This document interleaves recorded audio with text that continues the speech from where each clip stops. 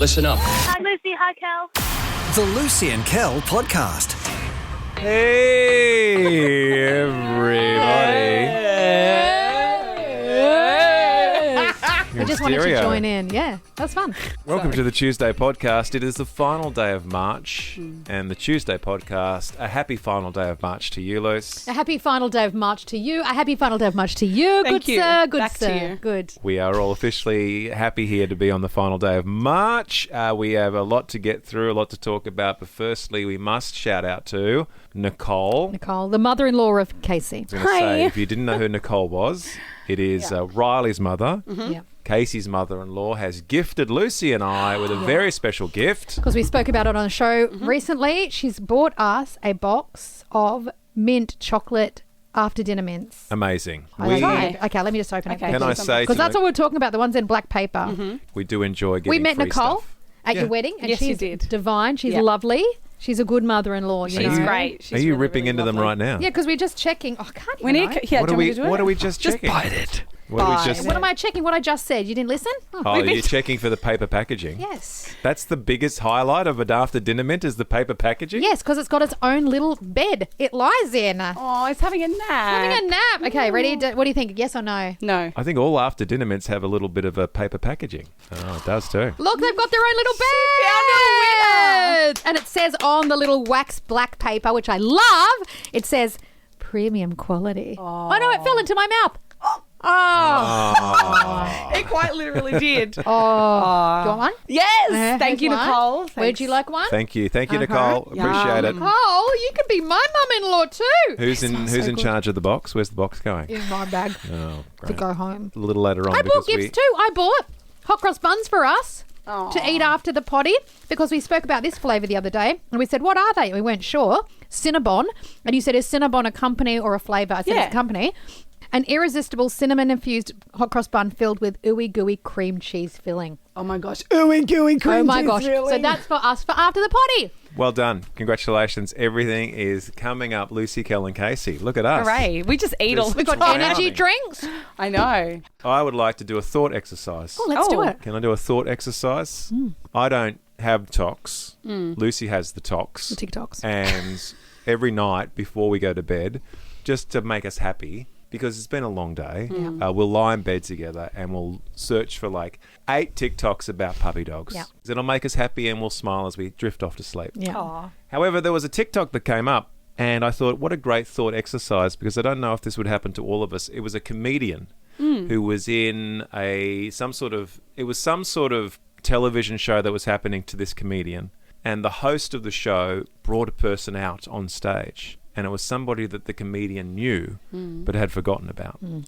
And the person said, do you know this man? Yeah. And the comedian's like, I have no idea who this is. Yeah. And then They give they you a start giving you a little hint. clue. And he just gave him the year 1986, 1986 it was. I think it was. And then That was a clue, 1986. Wow. the reaction on the comedian's face as everything fell into place just because of the year, it ended up, person on stage was this guy's best friend Like in grade 1. of all time growing up in primary school who he'd lost contact with. Yeah. And then 30 years later, he's standing longer. there before him. Yeah. And the reaction of the comedian was quite lovely because you could see on his face he was just blown away that his best friend from grade 3 was standing there in front of him and he hadn't seen him for 30 years. And I thought to myself as I was drifting off to sleep, have I forgotten a best friend in primary school? And I had. And it got me thinking about our first best friends. Yep. Yeah. And I have a first best friend who I lost complete contact with. And I'm not expecting him to be listening to the podcast. His name was Luke Bowditch. Luke Bowditch was my best friend in grade 3. Halfway through grade 3, he had to leave. Broke my heart. And then Daniel Berry became my best friend. Because you have a line of best friends, right? Yeah. So once one goes, you The just replace second- him with somebody else. Yeah. Sorry, Daniel, but that was the way it was going. Or maybe I was Daniel's replacement best friend because he was kind of friends with Luke as well. Maybe I was the third wheel, now that I think about it. Wow. So Luke goes off. Now, Luke, I used to go and sleep over at Luke's house almost every second weekend. We would spend hours and hours and hours playing Star Wars. He had the ultimate collection of Star Wars figurines. We would cover the whole bedroom in cardboard boxes and then lay white sheets over the cardboard boxes and then put all the Star Wars figurines around what we had recreated was the planet Hoth from The Empire Strikes Back. I'm sure you're keeping up with me, ladies. Oh, yeah. We would create the planet Hoth in his bedroom and recreate the movie The Empire Strikes Back with his Star Wars figures. It was the funnest time of my life. He had a boat, because I believe his parents were very well-to-do. So he had a boat in the driveway, and we would just sit in the boat and pretend to drive the boat all afternoon. That's so cute. Halfway through grade 3, goes to another school, and I completely lose track of him. I will say, later on in life, we do cross paths. I met him once on a train. We were both on the same train going to our respective secondary schools. We caught up, we said hello. I believe he became a DJ for a while. I found him. No And way. I have 16 mutual friends with him. Luke Bowditch. And he is a DJ, and he's good friends with heaps of my good friends, and I've got him right here. So it was Luke, and it was his Crazy. sister. His older sister was Don't look, Rachel. Casey. His older sister was Rachel, and again, I cool. don't need to reunite with him. But at the time in grade 3, he was my best friend, who I'd completely forgotten about for the last 30 years, except for this TikTok last night, talking about best friends you've forgotten about. So, of course, as we continue with the podcast today, I'd love to know: can you think back to primary school? Is there a best friend you've forgotten about? I had a friend called Luke Bowditch. And Yeah, I know, one of the greats. One of the greats. And then I also had a friend called Holly Jackson. And strangely enough, Holly's sister messaged me about a week ago on Facebook and said, you were best friends with my sister. And I said, who's your sister? She said, Holly Jackson. I said, oh my goodness, yes, how's Holly? What's she doing? I said, I have vivid memories of your house. She lived on a main road, would stand behind the trees and throw these little seeds from the trees at passing cars.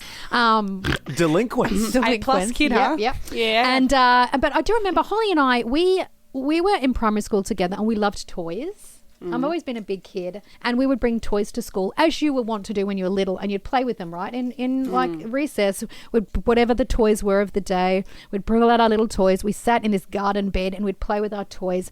And I vividly remember Holly and I ended up being sort of the only girls who still liked playing with toys. And there was this period of time where all the girls ended up being into sports, and they were really nasty. And all the girls would bully Holly and I for playing with toys. And I remember being so ashamed. I had this shame of playing with toys, and I'd go home and I'd secretly play with Barbies and dolls and my Sylvanian families. And also in primary school, I was allowed to play with toys, but I remember thinking, if anyone finds out that I'm playing with Sylvanians and not playing softball, I was so stressed out. But Holly and I, that's where we bonded, that we both loved toys, and we were bullied for playing with toys in primary school. So there you go. And I'm guessing with Casey, it's probably hard for her to forget people because she's only been around for about 23 years. Yeah, I'm 12. I'm actually 12. It's a bit harder to forget people when you've only been on the planet for just over 2 decades. Is there a best friend in like primary school that you just completely lost contact with? Yeah, I had, and she still lives around the corner from me, so we bump into each other from time to time. Wait a second. So you're going to say that you're stopped being best friends, Yeah. but you still live about a minute from each other? This is actually a confession of how much I wanted to be popular. Right. Oh, So no. I was friends dear. with this girl who dear. I still love her, and we still message here and there when memories pop up of each other. We send it to each other. Best friends in Best friends since prep. And we would play together all the time, blah, blah, blah. Then one year in like grade 5 or 6, our classes were separated, and this has never happened to us before. It's always because tough. right from prep to 6 or 5, we were in the same class, Yep. which is crazy. Always tough. I was in the class with what you'd call the popular girls. Yep. And of course, I'm a class clown. I made friends instantly. Yeah. They loved me. They invited me out to lunch to hang out with them. And my best friend and another Yep. girl were waiting outside for me, outside of my class. And I came out and I said, I'm just going to hang out with like Bethany and Zoe and Anya this lunch, but I'll hang out with you guys in recess. Recess rolled around same day. Right. I said, I'm just going to hang out with Bethany, Anya and this break, but I'll see you guys tomorrow. And then eventually it just became that I got closer to another group. It's a tale than as my old older as friends. time. Yeah. You find a cooler group and you get led into that cooler So group. sad. I love her As though. old as time. Seriously, from then on, you kind of just drifted apart and weren't best friends anymore. Then we just slowly had opposite interests. Like I was a sporty and she would stay more like library. Did you ever remember like, oh, we used to be best friends? Like later on All in the secondary time. school, you're like, well, I was best friends with that person, and Yeah. now we kind of just drifted apart. all the time? Isn't it interesting? But then I went to high school and I made girlfriends there. Yeah. And to this day, they are my best friends. Yep. My That's soul what sisters. leads you there. Yeah, they're Yeah. my soul sisters. We've been friends for over 30 years now, best friends. Crazy. Crazy. And then you'd grow into your 40s and almost 50s, and you have no friends. regardless, and I'm very, very happy with I have that situation. just added Luke Bowditch, Kel's first best friend, and I'm going to bring him into the studio and we're going to ask him all about little Kel. Oh, he's replying. He said, I hated Kel was a bully. I was. Oh my gosh, he just blocked and deleted me. The Lucy and Kel podcast. Tomorrow is April the 1st, everybody. April the 1st, and for many of us, that means people are either involved or absolutely not involved in April Fool's Day, which is happening tomorrow. It only happens on April the 1st. I believe the rules are it's foolery time, full up a storm between the hours of midnight on April the 1st until midday. I don't know where the cutoff came into play, but I believe the cutoff is lunchtime on April 1st tomorrow. Correct. Before then, have at it. Foolery, shenanigans, whatever you like. We're going to do a quick survey, says, about April Fools very shortly. I'm really not sure where my wife lands on April Fool's Day. I am not an April Fool's guy. I don't prank. I don't really play jokes on people. And April Fools for me is just like, I'd rather just not. Thanks very much. I'd rather not April Fools. I have been involved in some April Fools gags in the past, but that's because I worked in radio. The biggest April Fools we ever played during my time in radio was in Newcastle. On April the 1st, one year, we told all the listeners of the radio station in Newcastle that there was a 5-foot wave coming in on the beach because there are a bunch of surfers over there in Newcastle. 5-foot waves, and what we had done was we had erected a machine with a giant 5-foot cardboard hand that would wave on the beach at people, and it was the 5-foot wave. And then we said, ha-ha, April Fool! It's a lot of effort. Losers. It's a lot of effort to build a waving hand for one joke. Yeah. It was. A lot of money, a lot of time. Don't blame me. I was just employed by the radio station. I think it was the general manager that came up with that idea, and they thought it'd be a great idea. I'm not sure how people took it, really, because we didn't actually have anyone down there at the beach to find out if anyone had seen it or not, because we were a bit strapped for cash at the time. Spent all the money on a 5-foot cardboard hand that waved at people as they went past the beach.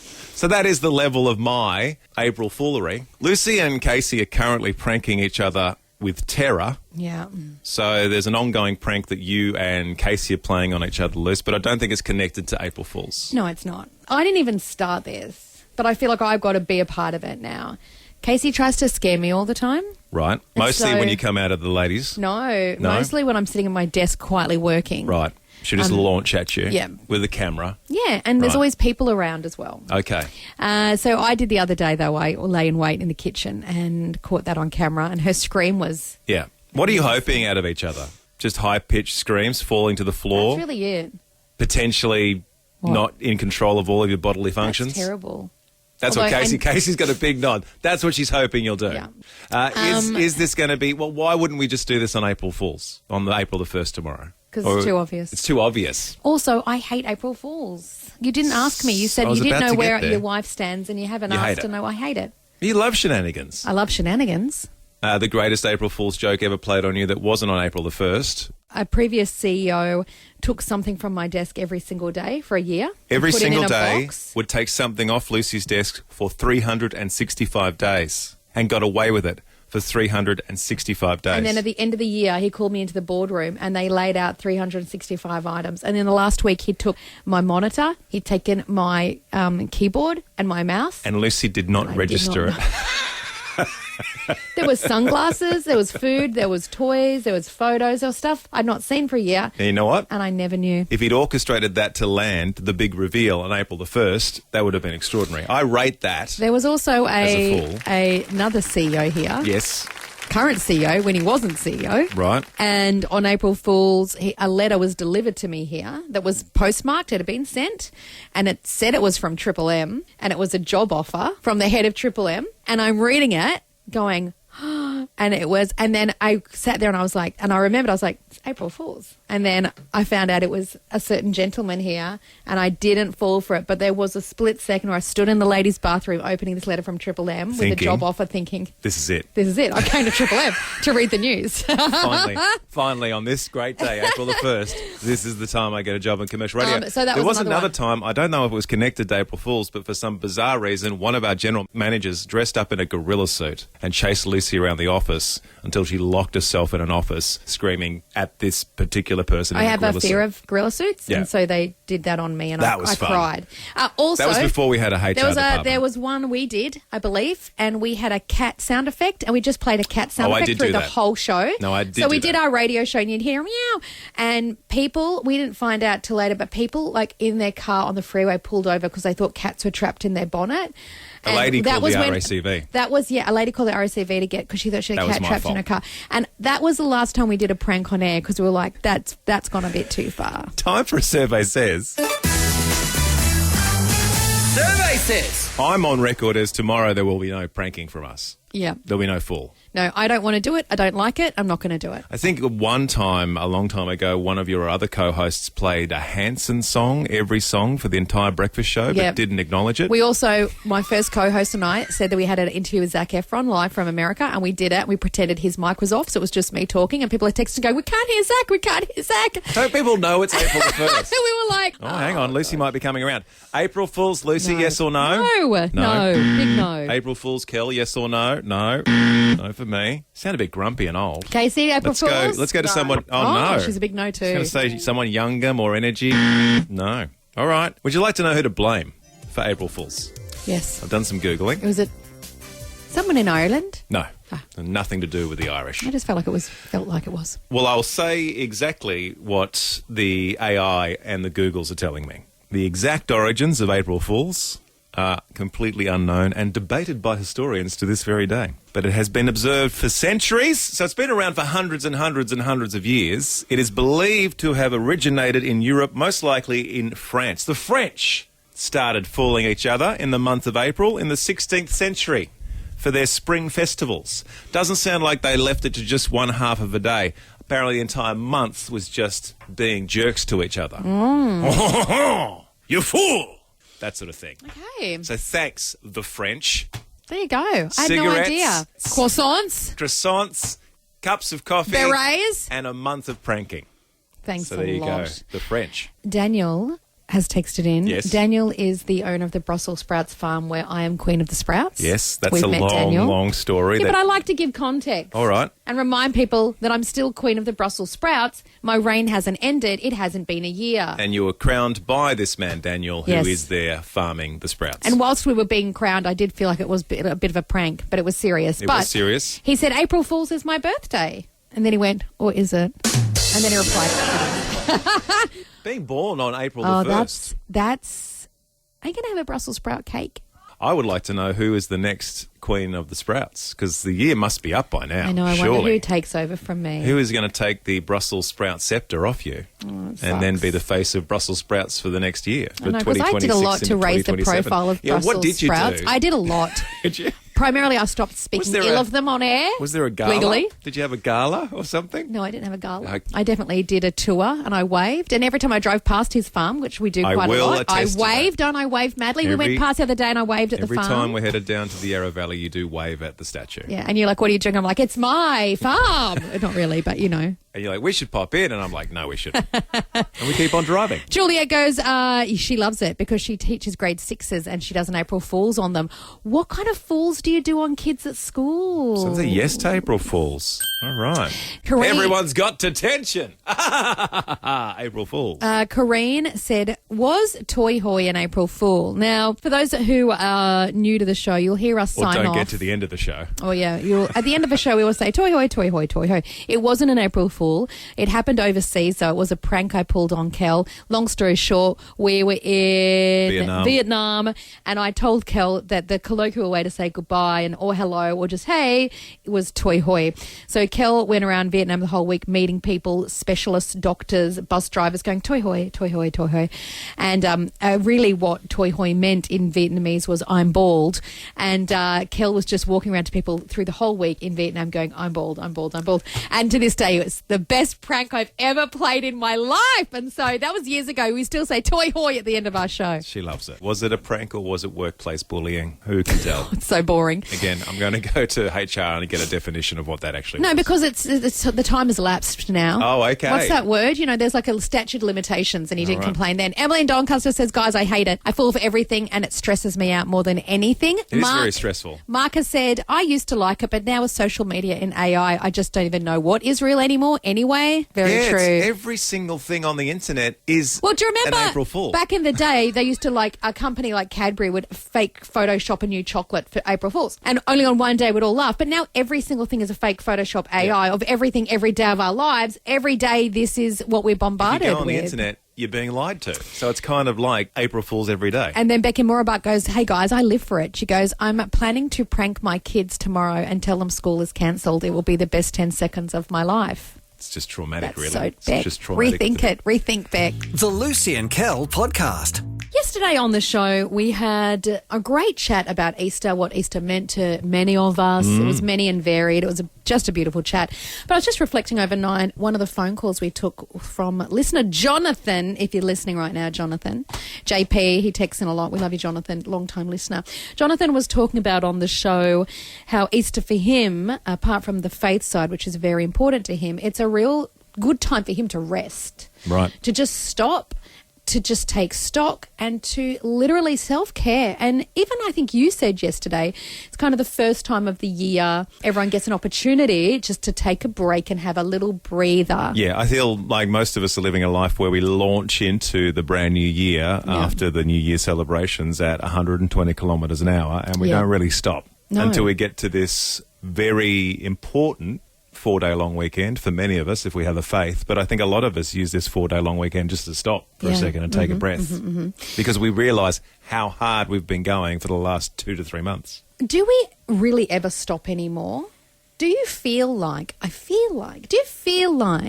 post-COVID, we all just run at a rate of knots we've never ran at before? Because I think back in the day, back in my 20s and even 30s, where everything seemed a bit more chilled, but it seems like now everyone is overworked, everyone is overtired, everyone is overstimulated. Why is it in this day and age we don't stop, we don't know how to rest? What has changed? I can't understand it. But even I feel like I'm terrible at resting. I'm terrible at stopping. I don't want to lead the conversation down a avenue that you might not have wanted to lead it down this morning, but I will say I think a lot of it's to do with the fact that most of us are 100% completely online. Do you think? Well, look at me. I'm not. I'm You're detached. chilled. I'm detached from being online. I have no continuous driving urge in my soul to keep using my index finger to flick things upwards. Keep flicking things upwards, otherwise I'm gonna die. That seems to be the energy of people on social media. Yeah. And one of those court cases came out recently where they're like, I am compelled to keep index fingering. The ticks must continue to talk. You know, they proved that it was addictive and that they made it addictive. Am I suggesting that maybe the internet might be causing a bit of the stress that we are feeling, the busyness, the continuous, constant But then maybe people stimulation? listening right now who are not on the talks and maybe they still don't know how to rest. Well, maybe it's just a facet. But again, if I was to forward a theory as to why we might be continuously overstimulated and stressed and go, it might be something to do with the way we are connected to the internet. It could be 1,000 other things as well. It could be just this era of society where we're all just trying to output more. We know everyone's jobs are going to be going the way of AI, so we're working even harder. We do actually have to work a lot harder and many, many more hours to get enough money just to put food on the table and get the kids through school. That's it. It's cost of living as well. It's cost of living. It's cost of petrol now. Yep. You have to do everything so much harder. Then you've got to also make what you have go further. So it's like your brain is constantly weighing everything up. Maybe that's where the exhaustion comes from. It's the mental load that we're all carrying right now. What's happening? There's wars, like all that kind of thing. I heard somebody the other day talking about this very thing about not being able to switch off or take time or rest. And they said you should do a little experiment with yourself where you should sit in a chair. Yeah. Staring at a blank wall. Sit in a chair and stare at a blank wall and see if you don't go insane before 5 minutes? 5 minutes. Could you sit in a chair and stare at a blank wall and do Yes. nothing? And this also means I could do it. you don't think. I can't do that. Yeah, don't start thinking. How do you not think? Just sit and stop and look at the wall. Yeah, but your brain would be like, 4 or 5 minutes. at that wall. Again, the example is that he doesn't believe that many people could do it. No, It's called stopping. don't think I could do that. I don't think the word stopping is in most people's vocabulary at the moment. No, and that's a question I want to ask this morning. Do we actually stop anymore? Lots of great texts are coming in. Dawn has just texted in, Dawn and Point Cook. Has it changed, Lucy, or have we just become more aware of how busy we are because we had a large amount of time in lockdown when we weren't busy? I also think there's a cadence to life that is different from the olden days. I know we speak about the olden days with rose-coloured glasses, but I do believe there was less to do in the olden days. There was less things to watch. Yep. There was less things to stream. Yep. There If you was missed your episode of Friends, it was gone. There was less mail to read Yep. electronically. I Yep. think everything was just a bit slower. Yep. Things got dark at night time. People went to bed earlier. I think everything has Even- just sped up to a point where we're just impossible to get off the merry-go-round. Super quickly, back in the days, it might be a billboard, right? And it might be the same picture for a month. Now they're like video billboards, and you get like 5 different ads within 10 seconds sitting at a light, and you're like just bombarded with info. Anyway, Zeljika says, hey guys, I'm trying to stop and self-care as much as possible. So I don't have any social media accounts, no phone after 8, no screen time after 9. I exercise 3 days a week, and I recently started a gratitude diary, and I highly recommend it. A gratitude diary. Do you know, I did do a gratitude diary, but I found like I just kept writing the same couple of things every day. You're just thankful for the same 3 Yeah, I things? was like, thank you for my daughter, thanks for my husband, thanks for my dogs. Like, you know, thanks for my Not family, necessarily my in friends. that order. Anyway, that's great. Thank you, Zeljika. Corrine has texted in. Love you, Corrine. She goes, I was actually thinking about this exact question when you talked about it, Lucy. Oh. I'm not really on the socials, so it can't be that. But yes, I'm constantly tired. I was exhausted even before the beginning of the year. It feels like I'm hanging in, but I don't know what I'm hanging in for. I'm just holding on to God to survive the day. She goes, but how great to have you guys in the morning, you sweet angel. Corrine, I feel that deeply as a woman. I yeah. feel that deeply, especially, and I know I bang on about it a lot. My goodness, perimenopause exhausts you, and you just feel like you're never quite ever okay. You're just always exhausted. So that's a part of it, Corrine, as well. I think we go through phases of life as well, and I'm not trying to get too existential here, but I feel like there are moments in life, maybe when you get older, where you're a bit like, what am I doing? Where am I going? Who am I? Yeah. What have I achieved?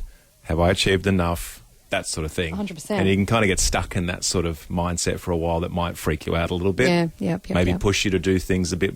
Maybe I can't stop. Maybe I've got to keep going. I think people just need to learn. It's like a discipline. You need to learn to relax again. Oh, well, that's exactly it, right? Marcella in Wyndham Vale has just texted in saying, I used to think that Sabbath meant completely switching off, but I'm slowly learning that the Sabbath is also about delighting in the Lord. So I'm inviting God into things in my life that bring me joy, that don't feel like work to me for the Sabbath, like writing and home projects. That is so beautiful, Marcella. That's so key, right? It's not just about switching off and going, well, let's just have the Sabbath by doing nothing. It's about being intentional with the time. Yeah, finding that joy. We Finding talk the about joy of rest, we not talk just about rest. joy, yeah. Oh, So the there's- joy of resting. There's being happy, and you That's can't it. be happy all the That's it. time, and there's being sad, and you can't be sad all the time, but there is a joy you can find in Yes. almost everything. The Lucy and Kel podcast. You're going to love this next bit. Oh, spoiler alert. Across the weekend, I saw some stuff, and I'd like to talk about it. We all know that times are tough. Cost of living, interest rate rises. It's crazy. It's a lot. We the understand. fuel prices alone. Imagine running a small business Oh. at a time like the one we are living through My right heart now. breaks for small business owners. It's just tough. so tough. One of the big things you need to do as a small business is get customers through the door. Yep. Get them inside. Loyalty. And get them buying stuff. And across the weekend, I was driving around, living my own life, and I saw a couple of things that I want to highlight. On Saturday morning, I have a ritual where I get out of bed, get dressed, and drive down to my local bakery to grab a couple of coffees Yeah. for Lucy and myself as a bit of a treaty on a Saturday morning. A Saturday morning treaty. Now, I go to my regular bakery, and there is a competing cafe next to the bakery, both selling coffees, Oof. both plying their trade. Turf wars. Both trying to get customers through the door. And on this particular Saturday morning just gone, I was down there at my bakery, and the cafe, and full points to the cafe for trying, Yeah. they were running a puppy dog puppy school out the front of their cafe.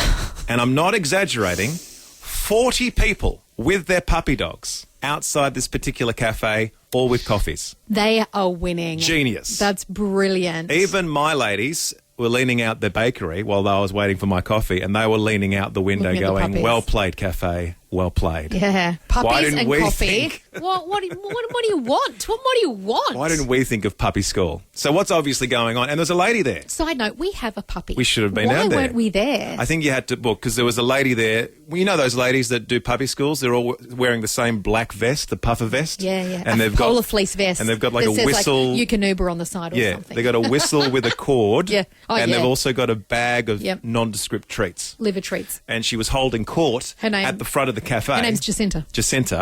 And all the puppy dogs were sitting and paying attention. Good boy. And it was wonderful. And they're all buying coffees. And everybody that likes puppy dogs were also milling around the front of the even cafe. if you don't have a puppy, you're going to head towards the puppy dog cafe. I feel bad for Are the you other going to cafe. go to my boring bakery where No. I'm standing? No. Or are you going to go over to the puppy dog I feel cafe? bad. That's a killer idea. Genius idea in this time that we're living in to get people through the door. Same weekend, dropping the kids off at their mums on Sunday night, driving down through the Bayside area. And as I'm approaching the main drag of the Yeah. Bayside area, I can see off in the distance flashing lights Yeah. and a large crowd Yeah. spilling out onto the road. Wow. And it's in front of the local fish and chip shop. At the front of the local fish and chip shop on this Sunday evening was a large crowd of people buying their fish and chips while a DJ was playing outside. So there's a bit of this going on as people are ordering their minimum chips Wow. and grabbing a couple of cheeky flakes and a potato cake. Wow. And literally a guy on the decks, love it. like two turntables, Sick. headphones on one ear, Yeah. and just on the mad wheels of steel. I love that. It's crazy. Were people like And it's eating just literally chips this. and dancing? And you can hear the doof from halfway down the street. Just to get people to buy fish and chips. I would be there in a heartbeat. I mean, imagine standing there dancing, eating some chicken salt chips. It's a bit too much for me. There's too many people having the time of their life. So the puppy's fine, DJ, I too get much I for get you. what the DJ is doing. You've got to get people through the door. But also a lot of people having a bit of a dance So let party. me get this right. There is a fish and chip shop that has a live DJ to get people in. That's wild. That is wild. I love it though. I'm all for new ideas. Look, there are a lot of people doing a lot of things to get people through the door at their small businesses. Not so much a small business, but they've been doing it for as long as I've been around. You don't go down to Bunnings without one thing on your mind on a Saturday morning, and that is a cheeky sausage and a bit of bread. They wrote the handbook. They've been doing it for years. For years, they have been dragging people Also- into that warehouse via the sausages and bit of bread. Side note, producer Casey used to work there, and she said people will buy the sausages in the bread and walk around it and then leave the skags in Bunnings on top of products. Don't be that person. Casey, are you suggesting people would half eat their sausages and just leave them in the shelves at Bunnings? Yes, correct. Oh, that's terrible. Yeah. Don't be that person. Is there a All badge right. for that, cleaning up the sausages and the bread? Because there's so many badges at Bunnings. There should be. There should I'll be. make one. Casey, it's That's so gross. many badges. But, you know, that's a good idea. You go, oh, I mean, cost of living, again, it's almost like a lunch for $2.50 and you get a little bit of a wander. Gets people through the door. Good idea. So I thought this morning, because we get it, we understand.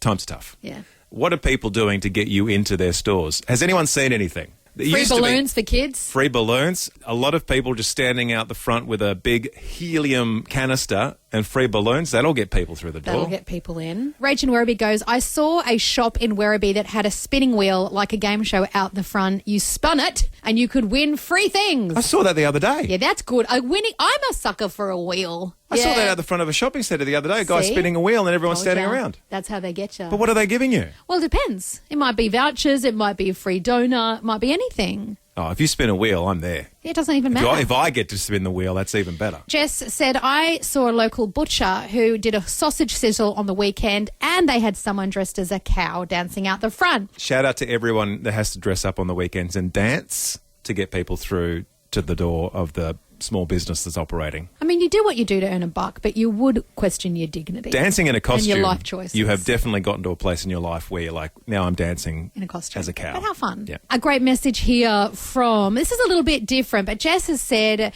if she goes inside a shopping centre and then she goes past 5 people and every single person has a whole watermelon in their trolley, she'll go find that grocer because she'll be like, what is going on with the watermelons? How much are they? So that's kind of, Agreed. I guess that gets you in. No, agreed. I think that's like adjacent to a PR stunt. I feel like if a grocer or some store has something very cheap and you see a conga line of people coming out with the one product, you're in. Do you know what? If you're the grocer, get your 5 kids in, give them a watermelon, get them to walk around the shop, and that's it. That's free marketing. If you see 5 people We're holding geniuses. a watermelon, you're buying a watermelon. Yeah, so just send your kids around holding watermelons for a few Genius. hours, running around, get them to look excited. Genius. Get them to run around and go, have you heard about the watermelons? And that's how you make your money. Genius. You can take that idea to the bank, small businesses. Well, I don't You're know. welcome. How much are watermelons? Nick says, I was working at a retirement village and they had an older gentleman spinning the decks with the hardest trance tunes I've ever heard. And he says the comments from the residents were priceless. So it's a retirement village. Yes. Someone's on the mad wheels of steel in their 90s. Residents would have been like, what is this? What sort of- They're like, where is Buddy Holly and Elvis Presley? What sort of clientele are coming I into don't that know. elderly folks home? Can you let me know, just for my sake, where was that retirement village? Thank you. More information I need more required. info because I want to go there one day. Like when I retire, Yeah. I want to head to that one. The Lucy and Kel podcast. And dare I say, at the end of another very successful podcast, well podcasted, everybody involved, including Lucy You are welcome. and Casey. That's an option. No, I like that. No response is also an option. I like that. I'm here. Yeah. Thank you. It is an audio medium, but visuals are fine. I love it. It's because make your own imagination And as to she's what Casey was doing. she's still learning radio. She's still in the beginning of her career, so she doesn't understand yet that it's an audio medium. It's just words. Speaking of just words, we've run out of time for any more words. We've got to wrap up the podcast. Aww. We are back tomorrow as we draw ever closer to the Easter long weekend. I really want to wear bunny ears Yeah. sometime this week. Yeah. How do you feel the look is going to come off? Like, what are you Cute. trying to... Okay. So cute. Oh, a cute one. Like a cute People will headband. see me and go, she's such cute. She's cute. Will one be floppy? Like Maybe. one straight up and one Like, flopping? help me, I'm a sad bunny. good little flopsy, mopsy. Yeah, totally. Yep. Yeah. Yep. That's what she wants to do. So, on that bombshell, Lucy will be a bunny rabbit by the end of the week. And until we meet again, everybody, thanks for participating in this podcast. Have a great day. And until we meet again... Well, that's all for now. But you can download more podcasts anytime or catch Lucy and Kel live weekday mornings from 6 till 10 on 89.9 The Light. This is the end bit. This is the end bit. Woo! This is the end bit Yeah. of the show. And bit.